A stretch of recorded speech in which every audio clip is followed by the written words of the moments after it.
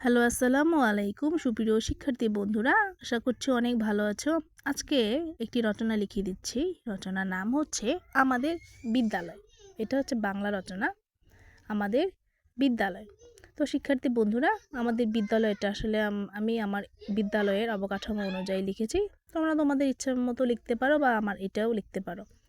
সূচনা আমি লিখে দিচ্ছি, দেখো। আমাদের বিদ্যালয়ের নাম মেনাপুর সরকারি প্রাথমিক বিদ্যালয়। বিদ্যালয়টি 1918 সালে স্থাপিত হয়। বিদ্যালয়টি চাঁদপুর জেলার হাজীগঞ্জ উপজেলার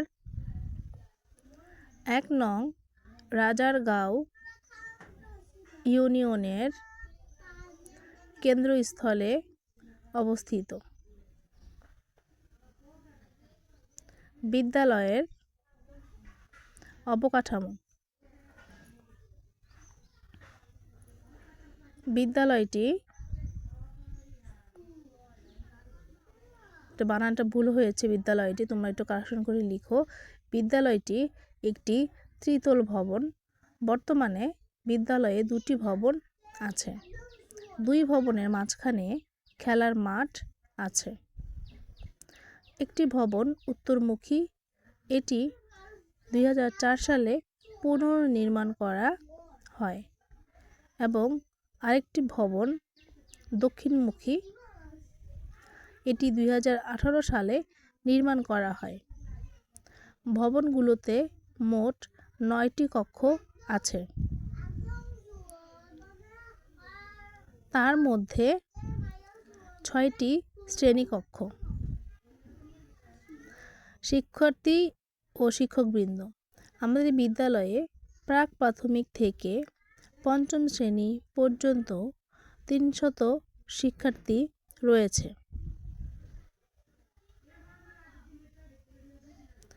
বিদ্যালয়ে প্রধান শিক্ষক সহ মোট 8টি বা 8 জন শিক্ষক রয়েছেন। তারা সবাই উচ্চশিক্ষিত ও প্রশিক্ষণপ্রাপ্ত। তারা আমাদের খুব যত্ন সহকারে পাঠদান করেন। পড়ালেখার সুযোগ সুবিধা। আমাদের বিদ্যালয়ে পড়ালেখার অনেক সুযোগ সুবিধা রয়েছে।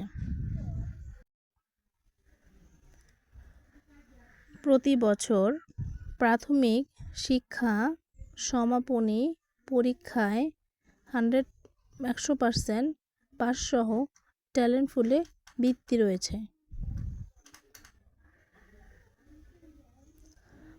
বিদ্যালয়ের পাঠাগার থেকে পছন্দ মতো বই নিয়ে আমরা পড়ালেখা করতে পারি। সময়সূচি। আমাদের বিদ্যালয়টি 2 শিফটে পরিচালিত। প্রথম শিফট সকাল 9টা থেকে বেলা 12টা পর্যন্ত ও দ্বিতীয় শিফট বেলা 12:30 থেকে, অর্থাৎ 12:30 থেকে 4:15 পর্যন্ত। মাঝখানে 30 মিনিট খাওয়া এবং নামাজের বিরতি রয়েছে।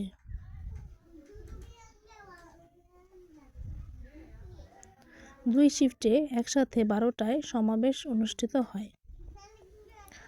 অনুষ্ঠানাদি, অর্থাৎ বিদ্যালয়ে কী কী অনুষ্ঠান হয় সেগুলো। প্রতি বছর বিদ্যালয়ের প্রতিষ্ঠাবার্ষিকী পালন করে থাকি। এছাড়াও প্রতি বছর বার্ষিক মিলাদ মাহফিল, বিতর্ক প্রতিযোগিতা, বার্ষিক ক্রীড়া ও সাংস্কৃতিক প্রতিযোগিতা, বার্ষিক ক্রীড়া ও সাংস্কৃতিক অনুষ্ঠান, পুরস্কার বিতরণী অনুষ্ঠানের আয়োজন করা করে থাকি। শিক্ষকরা এ ব্যাপারে সবসময় সহযোগিতা করে আসছেন। অন্যান্য লেখাপড়ার ফাঁকে ফাঁকে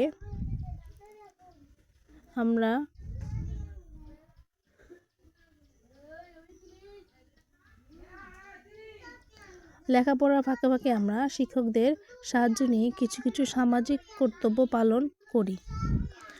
শিক্ষকবৃন্দ আমাদের চরিত্র গঠনে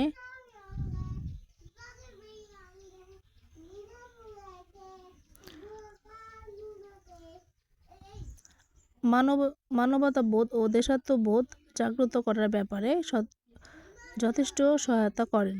উপসংহার: আমাদের বিদ্যালয় একটি আদর্শ বিদ্যালয়। আমরা আমাদের বিদ্যালয়কে নিয়ে গর্ববোধ করি। আমরা এর সার্বিক উন্নয়ন কামনা করি। তো এখানে শেষ করছি বাংলা রচনাটি। ভালো লাগলে আমার চ্যানেলটিকে সাবস্ক্রাইব করে রাখবে। ভালো থেকো সবাই। আল্লাহ হাফেজ।